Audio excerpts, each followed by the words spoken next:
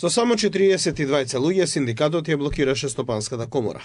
Тие тврдат дека бројката била символична, а не поради неможноста да организираат поголема масовност. На две места се собраа по 21 синдикалец, колку што е законскиот минимум за најавен протест. Од тука порачаа дека владата ја завршила својата работа и се договорила со своите работници кои ќе добијат повисоки плати.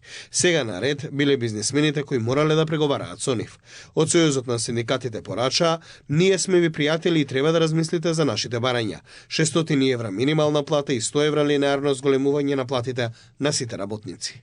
Владата не им е пријател затоа што ги казнува, институциите ги даночат, им праќаат контроли и како што им кажуваат, тие се договараат со своите вработени, а ги оставаат газдите да се договорат сами со своите вработени.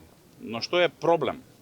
Проблем е тоа што истите газди кои се наоѓаат тука позади нас не дозволуваат синдикално организирање во најголемиот дел на приватниот сектор. Доколку овој протест не вроди со плод, синдикалците се закануваат со целосна блокада на компаниите и запирање на работниот процес во текот на 24 часа.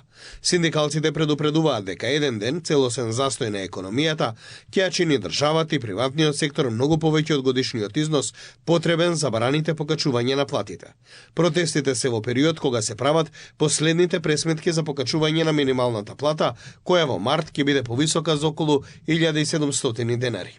Месечниот доход, согласно закон, не смее да биде под 57% од просечната исплатена плата во Македонија. Законското решение со кое се нивелираат платите на работниците е подобро дури и од законските решенија во некои земји од Европската унија.